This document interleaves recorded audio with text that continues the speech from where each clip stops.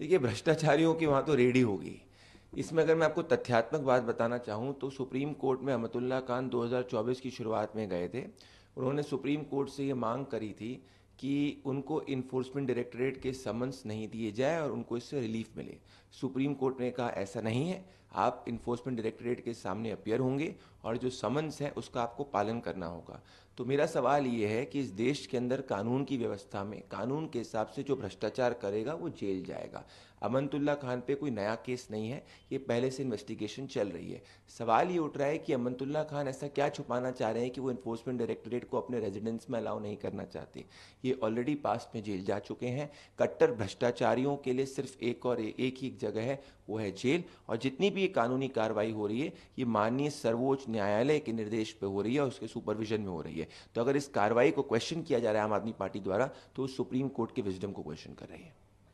कॉलकर case में आज session assembly session बुलाया गया है जिसमें कैपिटल पनिशमेंट का बिल पास करवाना चाहती है टीएमसी सरकार रेपिस्ट के लिए। देखिए, हम हर दिन सोशल मीडिया पे वीडियोस देख रहे हैं और बंगाल में हर दिन महिलाओं के खिलाफ जो जघन्य अपराध हो रहे हैं वो रिपोर्ट हो रहे हैं। परंतु दुख की बात यह है कि हर अपराधी का जो लिंक है वो तृणमूल कांग्रेस से पाया जा रहा है। तो अपराधियों को संरक्षण करने का काम तृणमूल कांग्रेस कर रही है। तो वो कोई भी बिल पास कर ले, सवाल ये उठ रहा है कि अभी तक ममता बनर्जी की सरकार ने कितने रेपिस्टों को फांसी की सजा तक पहुंचाया, कितने रेपिस्टों पे बंगाल पुलिस ने कार्रवाई करी। बंगाल पुलिस तो आरजी कार रेप केस के अंदर संदीप घोष को क्वेश्चन तक नहीं कर पाई, जिसका पॉलीग्राफ टेस्ट 5 से 6 बार से ज़्यादा सीबीआई कर चुकी है।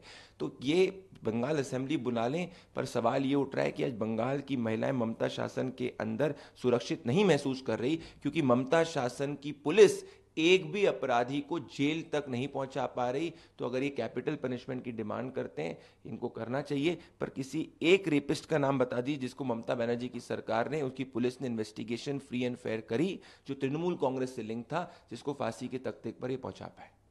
की बात करें तो अभी तक हेमा कमेटी रिपोर्ट में कोई एक्शन नहीं लिया गया है, तो वहीं पर कांग्रेस लीडर सिमी रोजबेल जॉन का कहना है कि कास्टिंग आउट उनकी पार्टी में भी है जिसके लिए उनको एक्सपेल कर दिया गया। See, Honorable President of the Bharatiya Janata Party, JP Nadda ji, yesterday questioned the delay in the action against the CPM MLA.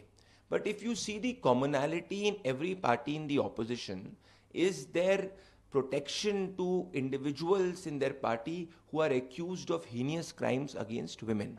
The CPM followed the same thing. The Congress also followed the CPM. And if you look at in Bengal also you find a situation where the Trinamool Congress protects the rapist and rape accused.